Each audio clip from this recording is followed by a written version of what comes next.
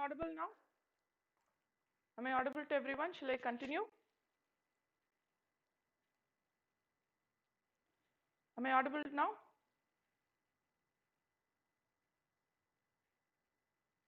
Fine. So I think I'm audible now. I'm continuing. You can do it with by downloading this app in your Play Store and Google. Okay. Fine.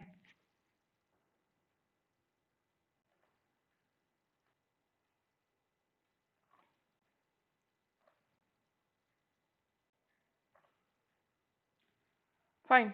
So now am I audible to everyone? I hope I'm audible. So once again, I started Let's Crack UPSC CSE English, and I welcome everyone to this class. So what is today's special is Happy Independence Day. So I wish everyone Happy Independence Day and Jai Hind. So let's go into the session. This is daily. We have daily live classes, live test and quizzes, structured courses, and unlimited access. Okay, and successfully we have been having polity discussions that we'll talk about in the classes. And how can you continue this learning processes through your Unacademy learning app, which you can download from both Google and Apple Store. And then about me, so I'm an engineer basically. You know about me. You could have seen me. Someone can be new. So I have good amount of teaching experience and many students I have mentored. I'm an anthropology faculty and I have teaching experience in NEET. Since I am also an anthropology faculty, I'm giving you people. I'm giving you people my Telegram channels. So both channels for GS and anthropology, and this is my link which you can use it to follow me. You can use to follow me for in the Unacademy profile. So when you touch this description there, I have given you my link also, the Telegram link, where you can just touch it and directly join to the link. Don't worry about how can you go and search in the Telegram. So in the description of this you can just see where you have that link.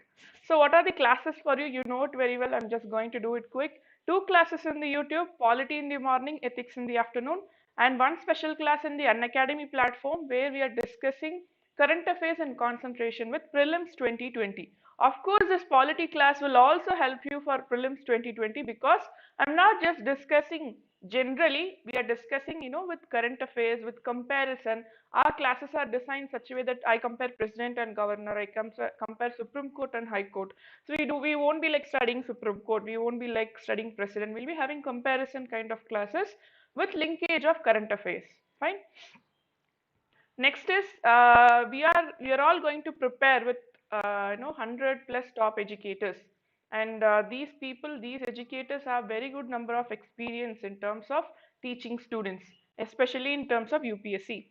And this is a comprehensive syllabus, and very well designed such a way you have touch with both prelims and mains and also interview. Okay, you can whatever is needed for preparation process is given by this beautiful structured, properly structured, strategically structured courses.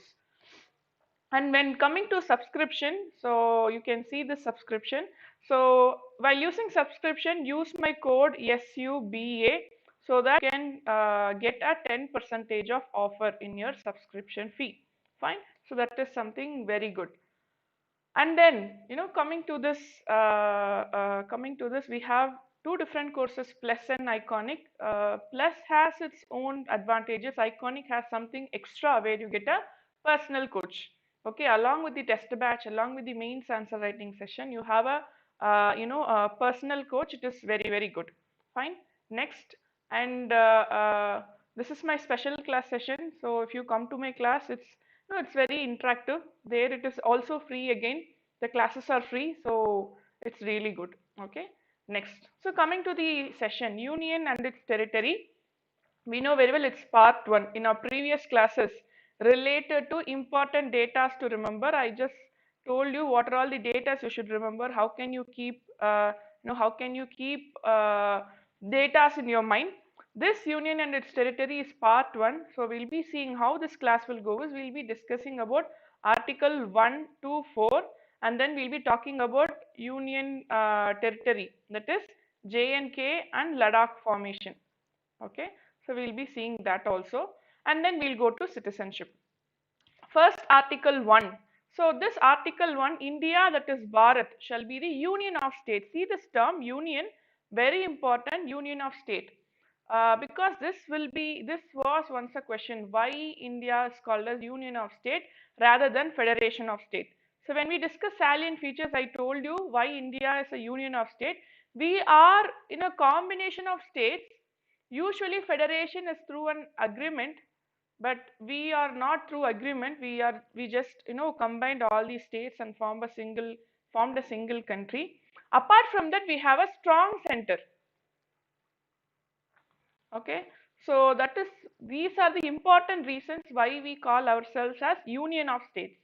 And then the states and territories, there shall be first schedule. So when we discussed about first schedule also, I told you, we have the list of states, the list of union territories in the first schedule. And according to clause 3, this is very important. The territory of India, see, there are two terms mentioned. One is Union of India, one is Union of India, and next is Territory of India. Why are they mentioning both? What is the difference between Union versus Territory? Okay, I'll tell you something. Union means India plus, India, in that we have states and UTs. This is Union. Okay, Territory means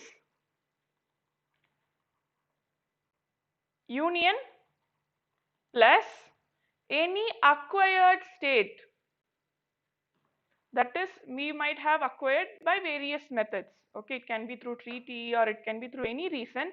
We might have acquired extra states, maybe not within the India map. We see some other place, some reason we are acquiring some state, or newly acquired places also come under the concept of territory. So that is the difference. If there is any question related to union and states, territory is somewhat bigger than union. Territory means the places where we have union plus acquired states. That is what is given here. You can see here the territory of states, union territory specified in the first schedule. Along with that, some other territories as may be acquired. Okay, so this is very important. What is the difference between territory of India and union? So that is the concept. Territory is equal to union plus acquired states. So this you should keep it in mind always. Okay, fine. Next, Article 2. What does Article 2 say? Parliament may by law admit into union or establish new states on such terms and condition as it thinks fit. So what do we know? What we should know here is who is powerful? Parliament is powerful. So if there is any question like who has the authority to admit into union new states? This is Parliament. Parliament has the power to admit into new states. So what is 2A is, according to 1975 36th Amendment Act, Sikkim is associated into the union. Okay, Sikkim was incorporated into our union. That is, this 36th Amendment Act, according to the 2A, Article 2A was incorporated. Okay, so this is also important. Next, till 1956. So once there was a question when we were discussing about Part 7, people asked me, what is Part 7, ma'am? Why Part 7 has been repealed from the Indian Constitution? Fine. So we'll see here. Usually, till 1956 only we got Reorganization of States Act. States Act. Okay. Okay. So that is Chief Commissioner Provinces. Okay. Example is like Delhi, Coorg, they all come under the concept. Part D is Andaman and Nicobar Islands. Okay, so Part D had Andaman and Nicobar Islands. Later what happened? This Part B was repealed, so we did not have the need for Part 7, so that was also repealed. Article 3, very important. See, Parliament may by law. What are all the powers of Parliament? Parliament can form a new state. Number 1, they can form a new state. Number 2 is increase the area of any state. They can increase the area of any state. Like, for example, there are two states, A and B. Parliament is deciding to take some part of A, part of B and joining with A and make A a very big state. That Parliament can do. Next is diminish the area. As I told you, it is taking state from B and joining with A. So what happens? The size of B will reduce. It can diminish the size of any state. Alter the boundaries of state. Okay. So that also can be done. Alter the name of any states. Names can be changed. Okay. So first Tamil Nadu was having a different name called as Madras. Okay. And then later the name was changed to Tamil Nadu. Okay, that is the thing. So yeah, someone has asked me, please explain again. I'm explaining again. Parliament has the power to form new states, number one. Second is they can increase area of any state, like they can make one state bigger, by adding some more places inside. They can use the size of state, by either splitting them into two or combining them into two, or they can alter the boundaries of state, getting some district from some other state and joining it. All these things can be done. And name also can be changed by only parliament. Okay, parliament, keep this in mind, parliament has every power regarding states. Okay, so because of this only we call it as India is a union. India is a indestructible union of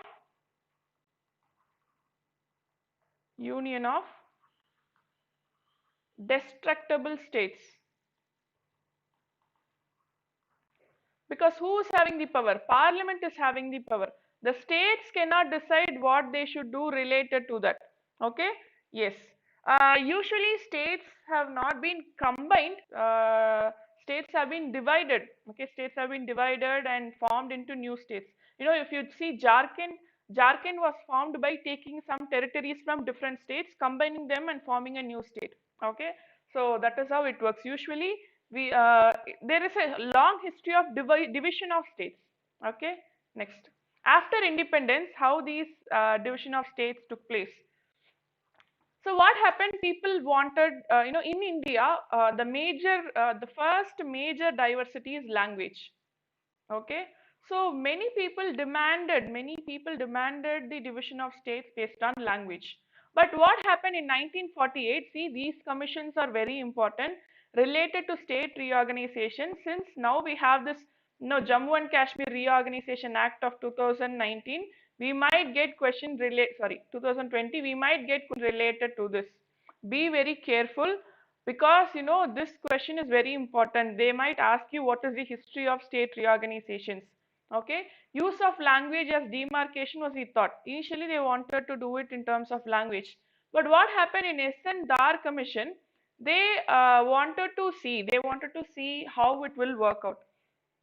But what happened was, if that takes place, right-wing parties of Maharashtra opposing people from UP, Bihar, and Mumbai. So what happens if there is any concept of reorganization of states using language? The other people staying in that state will be looked up as minorities, and that might create some problems. So SN Dar Commission said that it is they did not accept it. They did not want to divide states into states based on language. But later what happened? JVP committee came. So in JVP committee, J stands for Jawaharlal Nehru, V stands for Sardar Vallabhbhai Patel, and P stands for Pattabhi Sitaramayya. So what happened? They are also submitting a report in April endorsing the views of SN Dar committee. They are saying, okay, they are looking after the SN Dar committee's report, and they are also saying, okay, so reorganization of state based on language might create a problem. So in 1956, State Reorganization Committee was formed by our Prime Minister Jawaharlal Nehru. So that was having Fazal Ali. So this is why it is called as Fazal Ali Commission. Fazal Ali Commission is nothing but very famous for state reorganization. So which gave suggestions related to State Reorganization Act of 1956. Okay, so what they said, so in that Fazal Ali, Mr. Fazal Ali was there, A.M. Panikar was there, Pandit Hridayanath Kunzru was there. So what they are saying is they again rejected one language, one state claim. And they said unity, integrity and security of the state should not be compromised. Fine. So if we are dividing it in terms of language, obviously even now we have, even now among the states which were divided based on the language, have differences among them. So this committee, Fasal Ali committee, did not accept this one language, one state claim that unity, integrity and security of state should not be compromised. So what happened? They carved out 14 states and 6 union territories. So what did they do? 14 states are this: Andhra Pradesh, Assam, Bihar, Bombay, Jammu and Kashmir, Kerala, Madhya Pradesh, Madras. I told you just it was changed into name as Tamil Nadu. Okay, and then we have Mysore. Currently, it is called as Karnataka.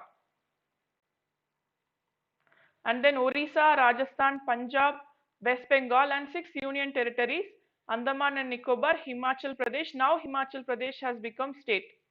Okay, who decides all these things? What is union territory? What is state? Name. Parliament has the power to decide. The only power who have only authority who has the power to change anything regarding the states are nothing but the Parliament.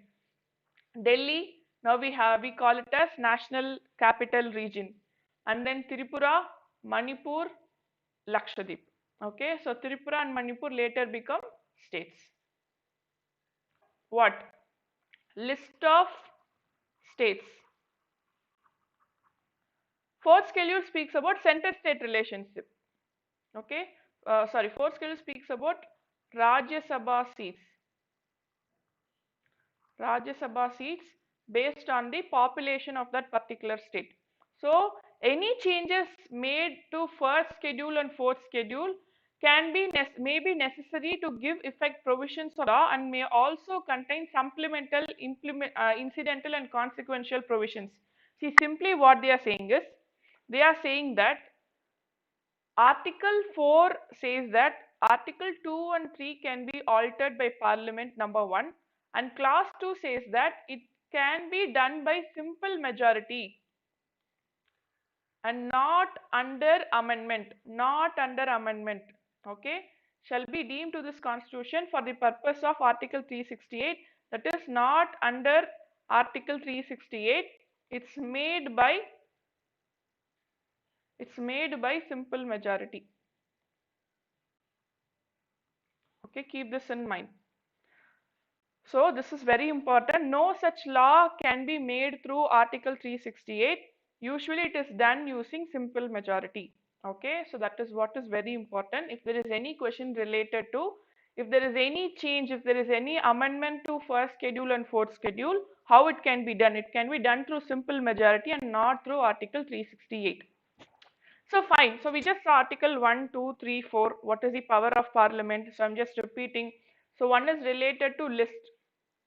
One is related to list of states and explanation. Okay, list of states and explanation. 2 is related to formation. 2 is related to accepting new states into union. 3 is related to changes to existing state.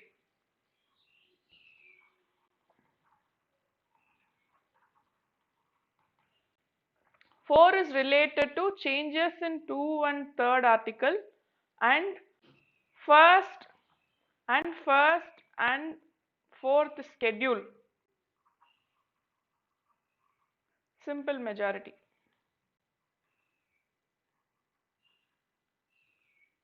Okay, so that's, so see, you can take running notes. You are asking me, you can take running notes, no issues about that. I'll be issuing you the PDFs also, and you can watch this video again and again. So first of all, listen to class very well, and then after the class is completely over, what you do is you just listen to the video and take notes along with the PDF I'll give you. Okay, I usually share my PDFs in the Telegram channel and group. So till now, I have shared partly 4 PDFs already. Today I'll be sharing the remaining PDFs. Okay, so I'll be sharing those important data. I have to share certain PDFs. I'll be sharing those PDFs today. Okay, don't worry. So don't rush up taking notes. Listen to class very well, because this video is going to be in YouTube for a very long time. So you can take notes after that also. So what is this Jammu and Kashmir and Ladakh thing is? So after the scrapping of Article 370, they formed this J&K Reorganization Act of 2019. Okay, so according to this J&K Act of 2019, what they are doing is, for the first time, a state has been divided into UT. Usually we just saw Manipur, Tripura, and then Himachal Pradesh were all union territories which got converted into states. Okay, even Goa was a union territory, then got converted into state. But for the first time, a state was split and formed into UTs. That is this Jammu and Kashmir. Okay, this is the first time in the history of India. So what are all consisting there is, Kargil and Leh districts form Ladakh, while the rest of the region form the Union Territory of Jammu and Kashmir. Okay, so this is this J&K Reorganization Act of 2019. Parliament is having the power to alter the states, but J&K was an exception under Article 370. But since Article 370 was scrapped, this parliament had the power to reorganize the J&K. So according to that, this J&K was divided into two UTs. One is Ladakh and the remaining is Jammu and Kashmir. Okay, so as of now, India has 9 UTs and 28 states. Please get updated about this concept. We have 9 UTs and 28 states. This itself can be asked as a question or can be given in one of the one of the options. But what we will do is, we have been studying 29 states for a very long time. So what happens is, there we might get confused. Is it 9 states and 28 states, or 7 union territories and 29? We might get confused. Keep it in mind, 9 union territories. The newly added is Ladakh and Jammu and Kashmir, and we have only 28 states, because Jammu and Kashmir is not now a state, it's a union territory. Simple. Okay, so this is related to part 1. So now, how is this union territory is taking places? The two union territory, Ladakh and Jammu and Kashmir, officially came into existence on 144th birth anniversary of Sardar Vallabhbhai Patel. That's on the 31st October 2019. Who credited for the merger of 560 princely states? We know very well. Why do we call, we have the statue of unity. Okay, so we know very well, because we call the Iron Man of India, who has merged about 560 princely states and formed a single nation called as India. Okay, so the flag and constitution, we know very well, Jammu and Kashmir had a different flag, the only state who had a different flag and different constitution. But now Jammu and Kashmir do not have a different flag, different constitution. And the Ranbir Penal Code, I mean, they were not having this, IPC. They had this Ranbir Penal Code called as RPC. Now it is not there, and we have Indian Penal Code for them also. It has extended to that. Fine. So Union Territory of J&K will have, see, keep this in mind, Puducherry and Delhi were the only UTs which had legislative assemblies. Now Jammu and Kashmir also has legislative assembly. So 3 UTs have legislative assembly. Okay, so Ladakh is not having legislative assembly. Ladakh will be controlled directly by Lieutenant Governor. Okay, that is without assembly. But J&K will have 114 member elected assembly and a chief minister. Okay, like how Puducherry and Delhi are having chief minister, elected chief minister, and they have legislative assembly. Jammu and Kashmir also will become a union territory with legislative assembly. Okay, but Ladakh will be under the control of Lieutenant Governor. Okay, next. So this is about part 1 of the Indian Constitution, and this is related to the most important concept, especially the current affair, Jammu and Kashmir, the formation of Jammu and Kashmir and Ladakh. Okay, so next we are going to part 2, very important, related to Citizenship Amendment Act of 2019. So what is that? Everything will be seen. Citizenship, that is part 2. So what we have to know about citizenship is, actually citizenship, I'll divide it into 3 phases. First phase is from independence,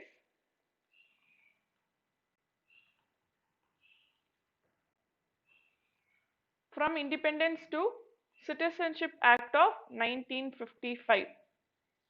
Okay, next phase is Citizenship Act of 1955 to Citizenship Amendment Act of 2000. 19. So finally, we have this Citizenship Amendment Act. So we'll see all these things. Okay, fine. A citizen is a person who enjoys full membership. So who is a citizen is? That is a person who enjoys full membership or all the benefits arising out of that country.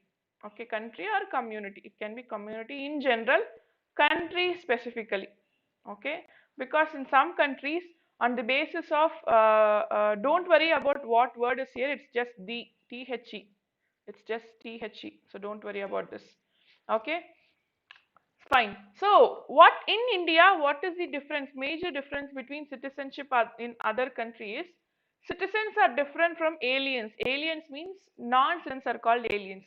So, citizens are different from aliens because aliens do not have certain fundamental rights. Very important concept. Article 15, 16, 19, 29 and 30. So, there is a question. Usually they ask, which of the following fundamental rights are available only to citizens? Okay, or which of the following amendments are available to citizens and friendly aliens? Okay, so these are the two divisions between fundamental rights. So what we all should do is we should only remember these articles, these 5 articles. These 5 articles are available only to citizens: 15, 16, 19, 29, 30. All the remaining articles are available to citizens and friendly aliens. Okay, so you keep it in mind. I always tell you minimum data, maximum efficiency. So do not memorize all the articles which are available for citizens and friendly aliens. I want you to remember Article 15, 16, 19, 29 and 30 only because they are available only to citizens. The remaining articles are available to citizens and friendly aliens only, not for everyone. Keep that in mind. Okay, so friendly aliens are people who are having good strategic partnership with our country. Okay, citizens alone have the right to hold certain offices. So that is also one speciality. Yesterday when we were talking about certain things, I told you president, vice president, governor of a state, judge of Supreme Court, High Court, etc. There are many positions which are held only by Indian citizens. When you see about qualification, the first thing will be Indian citizenship. Okay, no other people can become, president or can hold more important post in our country because that qualification is very important. Fine, next. So I told you friendly aliens and enemy aliens. So these are the two types of non-citizens. Generally aliens are non-citizens. Two types are friendly aliens and enemy aliens. So this is something very important. Okay, so I told you I divided citizenship, position of our status of citizenship into three. Before independence, at the commencement of constitution, that is from 1950 to 1955. Okay, okay, so can robots be aliens like Sophia? So robots cannot be seen as human beings and they do not come under the concept of citizens. Okay, unless and until they are specially, given citizenship as, in terms of honor, honorary citizenships when they are given, maybe they can be considered. If any country is giving them honorary citizenship, yes, they can be considered as non-citizens, they can be considered as aliens. Okay, and based on which country is giving them citizenship, we can segregate them into friendly aliens and enemy aliens. Okay, fine. At the commencement of constitution, persons, so this is from 1950 to 1955, how we were considering related to, how we were talking about these, how talking about these citizenship. So here we talk about article 5 to 8, 5, 6, 7, 8. So this 5, 6, 7, 8 speaks about the criteria to become Indian citizens before the Citizenship Act of 1955. Keep that in mind. So don't worry about the name of the article. We just want to know what is about this. But the important thing starts from Article 9, 10, 11, and then we'll be going to Citizenship Amendment Act. Okay, at the commencement of Constitution, Who all can become, from 1950, who all can become the citizens of India? Persons who are born in India and domiciled in India. Domiciled is who are stayed permanently or stayed in India is called as domiciles. Fine. Next. Next is that persons who are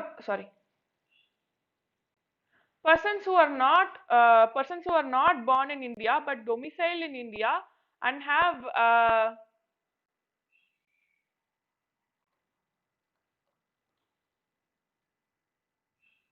okay, persons who are not born in India but domiciled in India and have staying in India for at least 5 years. Okay, so this is before 1955. 5 years was there as a condition for staying. And person who are domiciled in India but not yet born in India, but either of the parents were born in India. So first thing is either you should be born in India. Okay, now I'm not born in India, maybe I was born in Pakistan. So what can I do? Okay, you can come into the country and stay for at least 5 years, and then you get this and then you get this citizenship. Fine. Next, you are not born in India, but either of your parents, you have your father and mother, either one are born in India. Okay, then you get citizenship. Okay, so these three are important conditions.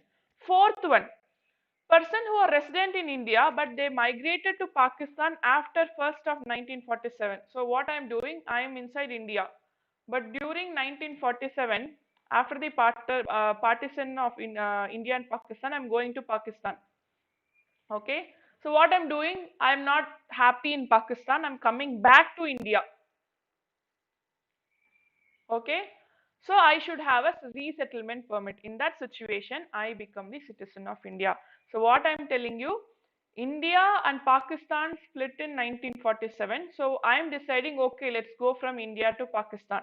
But I'm not satisfied there, so I'm coming back to India.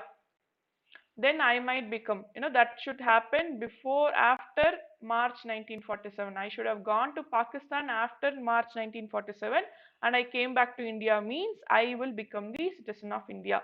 Next, person who are residents of Pakistan but migrated to India before July 1948 or after that date and have been residing in India for at least 6 months. That is, I am in Pakistan. Okay, so what happens before 19 July 1948, I am deciding, okay, I am going to India. So in that case, for 6 years I am staying in India, I will get Indian citizenship. Okay, this is important.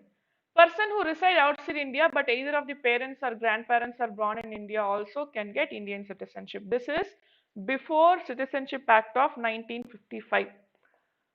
So let's see about Article 9, 10 and 11. So Article 9 is talking about no person shall be a citizen of India who has voluntarily acquired the citizenship of any foreign state. For example, I am an Indian citizen. According to Article 5, 6 or 8, what I'm doing is I'm becoming Indian citizen. But later I'm deciding to go to foreign country. I'm going to America or any country. I'm getting American citizenship. So what happened? Voluntarily, that is, I'm going and asking for American citizenship and I'm getting American citizenship. In that situation, my citizenship of India will get cancelled. Indian citizenship has the concept of single citizenship. I cannot get citizenship of any other country if I am an Indian citizen. If I am voluntarily getting the citizenship of other country, my citizenship will get cancelled. Fine. Article 10. Okay, so Article 10 talks about the Parliament. What does Article 10 talks about Parliament is, Parliament has power to decide whether a person is citizen or not. Simple, don't confuse with all these words. Parliament decide if a person is citizen or not citizen. You understand? Who has the power to decide whether you are a citizen or not? It is the Parliament. That is what is about Article 10. Okay, and Parliament can make, an Article 11 is talking about that Parliament can make provision related to citizenship, termination of citizenship or matter relating to citizenship. So Parliament decides if you can be a citizen, or not, and Parliament also makes law, and Parliament makes conditions related to what are all the conditions to acquire citizenship, or what are all the conditions for cancellation or termination of citizenship. So under this Article 11, okay, under the Article 11, under the power given by Article 11, Parliament formed this Citizenship Act of 1955, enacted the Citizenship Act of 1955, and that has been amended in 1986, 1992, 2003, 2005, and recent CAA. Fine. Okay. The Act provides for the acquisition of Indian citizenship after the commencement of Constitution in 5 ways. So, what are those 5 ways? According to Citizenship Act of 1955, there are 5 ways of acquiring citizenship. Now, in this amendment, that 5 ways has not been changed or removed. There has been some provision which have been altered in those 5 ways. We will see that. Citizenship Amendment Act also will be seen. Fine. By birth. So what are the 5 ways we can get citizenship? By birth, that is, a person born in India on or after 26 January 1950. Do you understand? A person born in India on or after 26 January 1950, but before the commencement of 1986 Act on July 1987 is the citizenship of India by birth. Okay, so this is very important. Next is by descent. Person born outside India on or after 26 January 50 will be considered of the India. What happens is that, for example, I'm working, so I'm an Indian citizen. I'm working in, I'm working in France. Okay, can you people see this? Okay, I'm writing it here. I'm working in France. Okay, what I'm doing is I'm giving birth to a child there in France. So what I am doing is I'm deciding to get Indian citizenship. I want my child to be an Indian citizen. So what I should do is, if my child is born on this date, August 15th of 2020, within August 15th of 2021, I should register in the Indian embassy in France. Okay, that is how it works. So I should register there that I want my child to be an Indian citizen. Only then I will get the Indian citizenship. If I fail to register, I cannot get Indian citizenship under this by descent concept. Okay, maybe there are some other ways of getting Indian citizenship, but by descent concept, I cannot get Indian citizenship. Okay, that is the thing I'm repeating. If there is any child born outside our country, outside the territory of India, on or after 26 January 1950, then their parents, either of their parents, should register the birth, with Indian consulate within 1 year of the birth. Usually here Indian consulate means the embassy, Indian embassy we have over there. Okay, fine. Citizenship by registration. Any person who is not a citizen of India can apply for the registration. So I'm from different country. I come to India and I find Indian culture. I like India very much. I want to settle in India. So what I'm doing is what can I do? I can register to become an Indian citizen. But there are certain conditions. What are those conditions? Applicable basically for PIOs and OCIs. So we'll see what are these things. So citizenship by naturalization, citizenship of India by naturalization can acquired by a foreigner. So how it can be acquired? Who has resided in India continuously for a period of 1 year, and prior to this 1 year, in the past 14 years, the person should have stayed in India for at least 11 years. So don't confuse with so much numbers. If I want to become an Indian citizen, what I should do is I should register 1 year before. So 1 year before I should register, along with the condition that at least for 14 years I have stayed in our country. Okay, so in that situation I can get 14 years in our country. In the past 14 years, at least 11 years I should have been stayed continuously. This term is very important, continuously.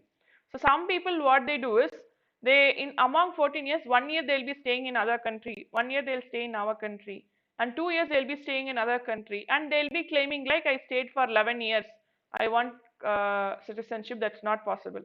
So before 1 year I should register.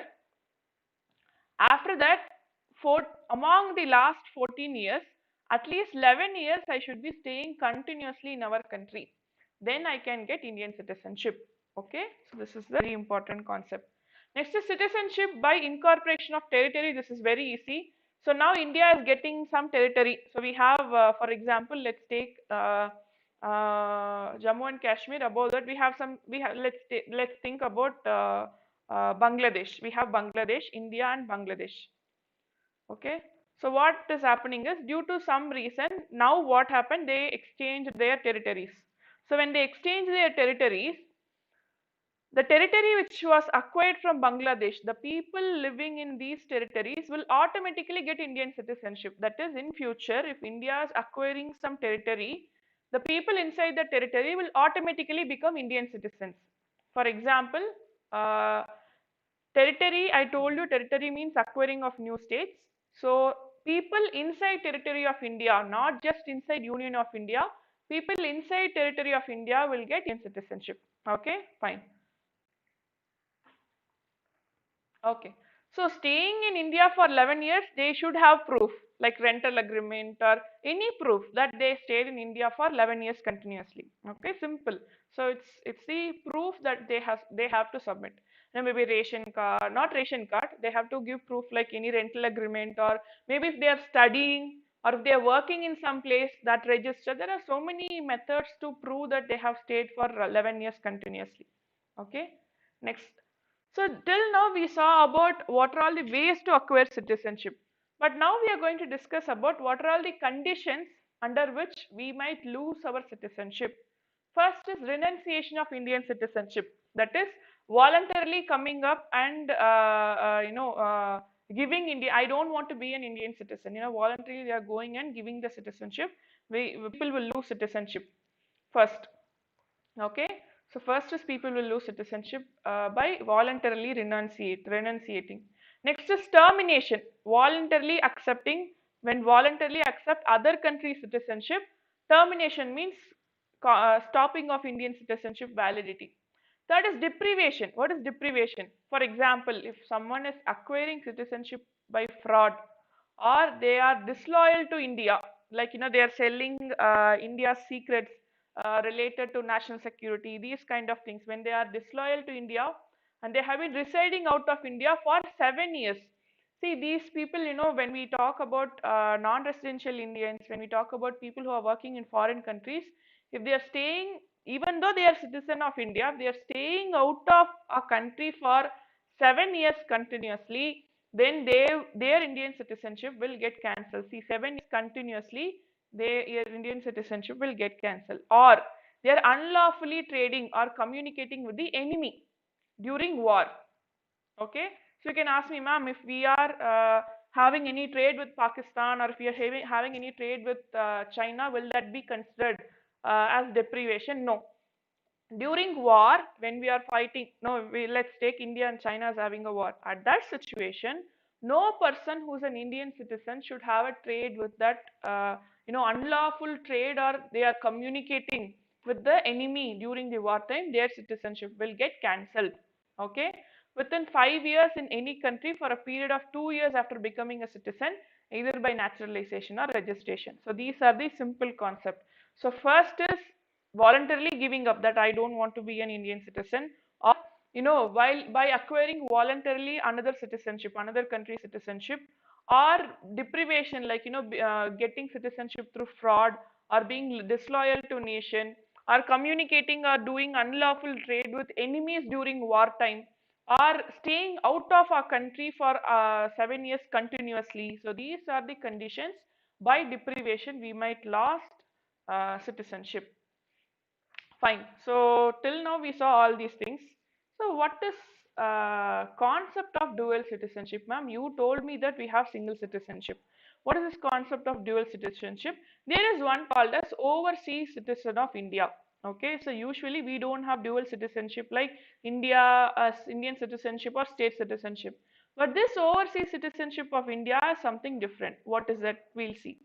So Parliament of India passed the Citizenship Amendment Act of 2005, in which that all people of Indian origin in various countries except Pakistan and Bangladesh, whose parents migrated from India after 26 Jan 1950. So I am a person of Indian origin. I'm not born here or something. I'm a person of Indian origin.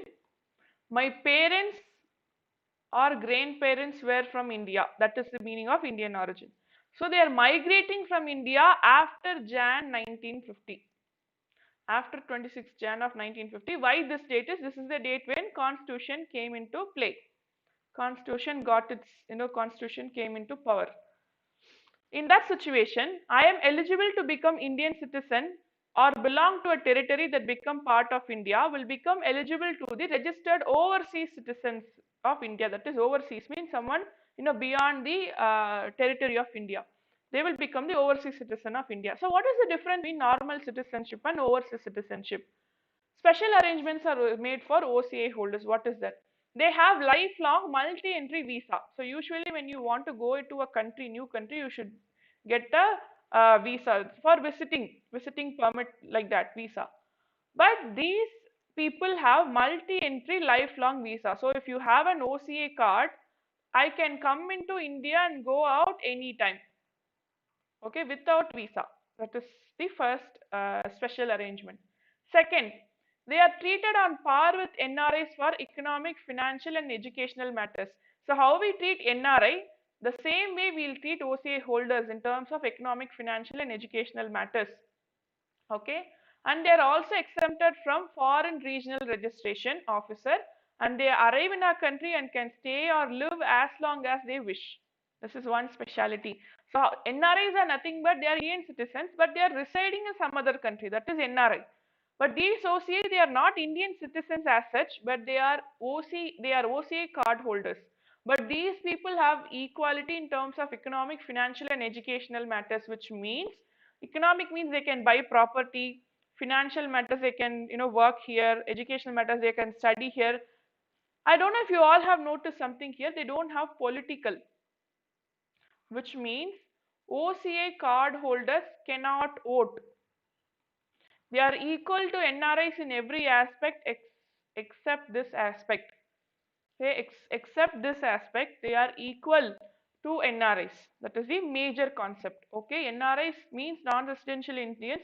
Sometimes they vote through postal methods or e-voting is available for them. But OCAs cannot vote, even though they are inside our country, they are staying here, they are working here for a long time, because they don't have a limit, because they can live for as long as they wish, but they cannot vote. That is one important thing. OCA card holders can travel at very short notice and take up assignments in India. It's not like they have to register, they have to get visa. They can just come and go. The only thing is they don't have political rights. Fine, that's the important thing. Next, so now I hope you understood related to the concept of dual citizenship and what is OCA card holders. So next is related to illegal migrant. I'll tell you why I am talking about illegal migrant, because after this we'll be discussing related to CAA, Citizenship Amendment Act. Okay, we'll see. An illegal migrant is a foreigner. So we need this sometimes. I'll tell you why. Sometimes we might get questions simply, which of the following best describes an illegal migrant? Because the Citizenship Amendment Act, very well is, related to this. So we know the clear-cut idea about what is an illegal migrant. So illegal migrant is a foreigner. Okay, you cannot call an Indian citizen an illegal migrant. An illegal migrant should be a foreigner first who has entered India illegally. That is without travel documents like visa, passport, etc.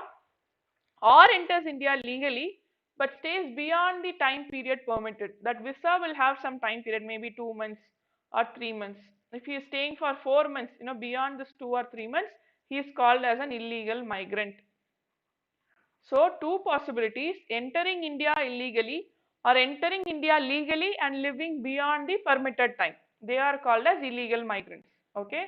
So an illegal migrant can be prosecuted in India and deported or imprisoned. So prosecuted, deported, imprisoned. So three things can be done.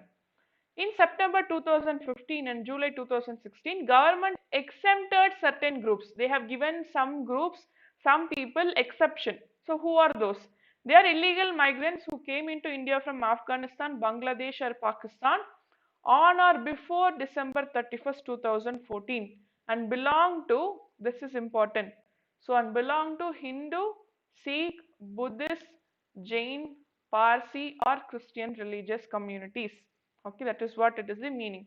So on September 2015 and July 2016, the government of India is giving special permissions to certain people who came from Afghanistan, Bangladesh and Pakistan, provided with they belong to a certain religious community called as Hindu, Sikh, Buddhist, Jain, Parsi or Christian religious communities. Fine, this. Next, the Citizenship Amendment Act of 2019. So just now we saw what is an illegal migrant. So we'll see what is the Citizenship Amendment Act of 2019 have changed related to past citizenship acts. We'll see that. So what is the key provision of Citizenship Amendment Act? The bill amends the act to provide that Hindus, Sikhs, Buddhists, Jains, Parsis and Christians from Afghanistan, Bangladesh and Pakistan who entered India on or before December 31st, 2014 will not be treated as illegal migrants. Okay, so initially there were certain people. So if you see this date, you will understand.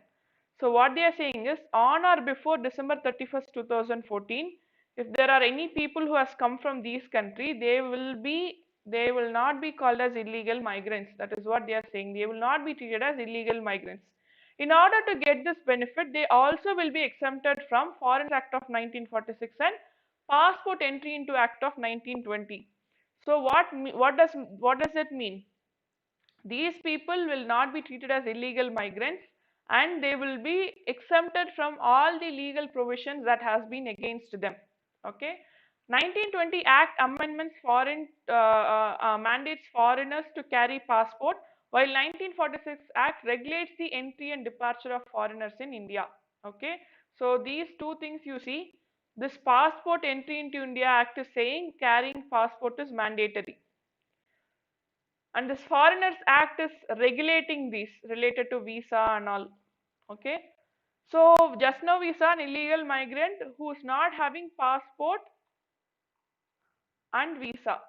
So in this situation, the people who are called as illegal migrants still now, who are under these legal issues, will now be not treated as illegal migrant and they will be coming out of these cases. So they'll be in these cases, right? They'll be coming out of these cases. Citizenship by registration or naturalization, in that we just saw even one person have asked that they have to be staying here for at least 11 years continuously, but now it has been reduced to 5 years. Simple. Okay. So we just saw according to 1955 Act, they should register 1 year before. Okay. And among 14 years, they should have stayed at least 11 years continuously. But now this 11 years had been reduced to just 5 years.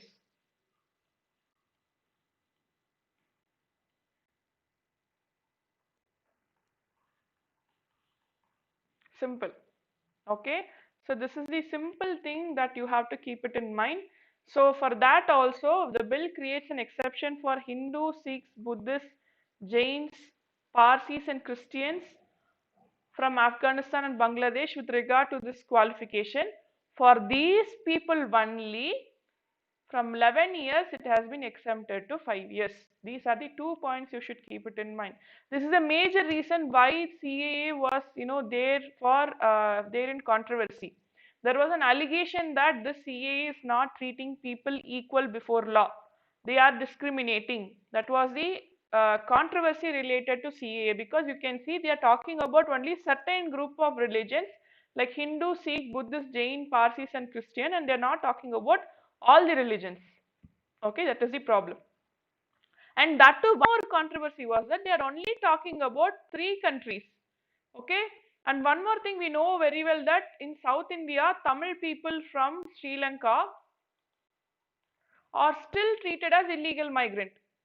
Okay, this CAA did not, this CAA did not address people address people who came from Sri Lanka. So here they are talking about certain religions and only certain countries, Afghanistan, Bangladesh and Pakistan. Some people who have come from different other countries were not considered. Okay, so these are the major controversy, major allegation which is running around the CAA 2019. So we saw what are all the changes. So which are all the places these Amendment Act will apply? Will the Citizenship Amendment Act or the CAA apply to all over a country? No, not entire India. So what are all the exceptions? Which are all the places where the CAA 2019 will not be applicable? So let's see that. First and foremost thing is, it will not apply to tribal areas of Assam, Meghalaya, Tripura and Mizoram, which I called as ATM square. So in these places, this Amendment Act will not be applicable. In 6th schedule of Constitution, what are all the tribal areas? These tribal areas are not applicable to these places, especially the tribal areas are Karbi Anglong in Assam, Garo Hills in Meghalaya, Chakma district in Mizoram and Tripura tribal area districts. Okay, and one more place, something called as inner line. What does this inner line means? If you have to go to some areas under the Bengal Eastern Frontier under this regulation of 1873, in certain state there is something we call this inner line permit. What is that inner line permit? This inner line permit is the permission given to non-native people. Okay, so if I'm belonging to, if I'm from some other state, I want to go to a state which is having this inner line regulation, I should get the inner line permit from the government to enter. Okay, so the places which come under the concept of inner line also do not have the CAA. Okay, so I'm repeating, applicability of Amendment Act is, what does that mean is, this Amendment Act CAA 2019 is applicable to all the places of India except two places. First is the tribal areas which is mentioned in the schedule of Indian Constitution, states of Assam, Meghalaya, Mizoram and Tripura. Especially in that states, Karbi Anglong in Assam, Garo Hills in Meghalaya, Chakma district in Mizoram and Tripura tribal areas of Tripura. And then the states which are having the inner line regulation of 1873, in that places, that inner line areas also do not have the CAA 2019. Okay, so these are the important concepts. Fine, so we just saw about citizenship. Next is related to cancellation of OCIs, overseas Indian citizens. We'll see that. See, registered through fraud, if overseas OCI person have registered through fraud or within the 5 years of registration, he has been sentenced to imprisonment for 2 years or more. That is, on 2020, I am getting OCI. If a person is getting OCI in 2020, okay, in 2020, I am getting OCI. But within 2025, if a person is imprisoned for 2 years or more, so among these 5 years, this gap of 5 years, if a person is imprisoned for 2 years or more, the OCI will get cancelled. And then if it becomes necessary in the interest of sovereignty and security of India, so our Indian Parliament, if it is deciding that there is a question of sovereignty and security of India because of that overseas Indian citizen, then that person's citizenship will cease. So the provision of the act, and along with it, this provision, which one I have have bold, it's in the bold text, is actually giving Parliament majority of power. What is that majority of power? Is that if an OCA person is violating any law which is declared by the center, then his OCA citizenship will stop. Do you understand?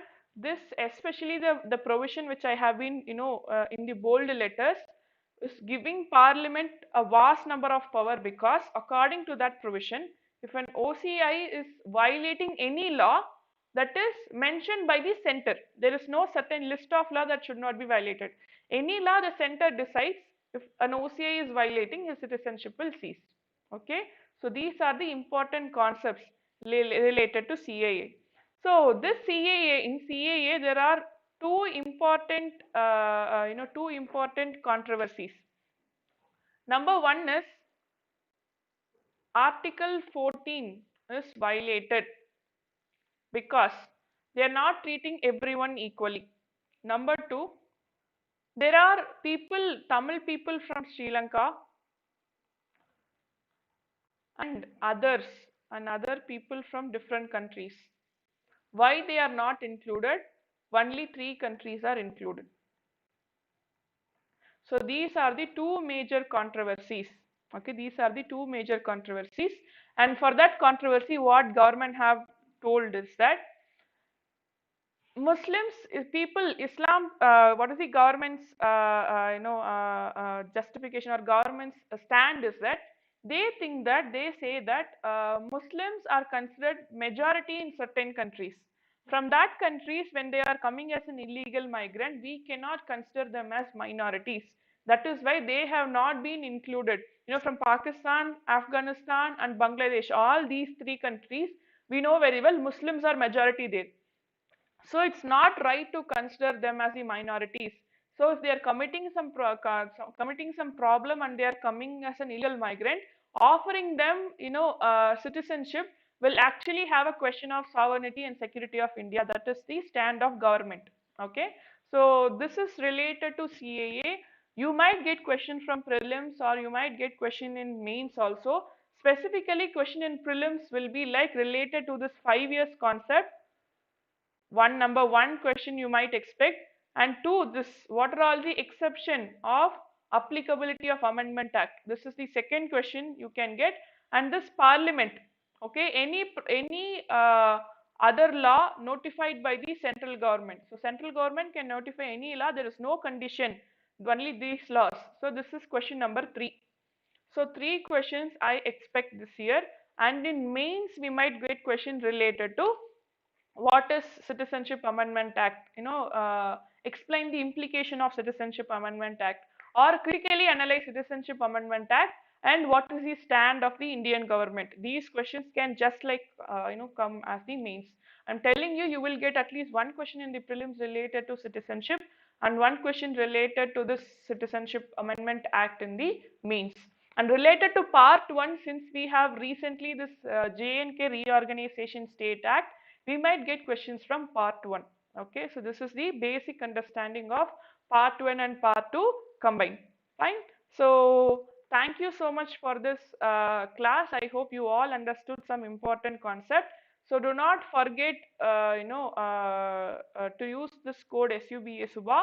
Like this page, subscribe to this channel, because this is where I'm going to complete polity classes.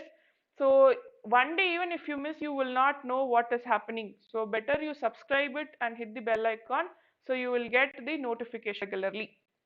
Okay, fine. So who are all preparing for prelims, please come to my special class. It's a free class, daily evening 7 p.m. We'll be discussing more on the important current affairs for this prelims. There are so much current affairs. Ma'am, 1 year of current affairs, how can I remember everything? Don't worry, I'm choosing the most important current affairs. We will discuss. It's a free class. Okay, everyone can attend. It's in the Unacademy platform. Okay, fine. Okay.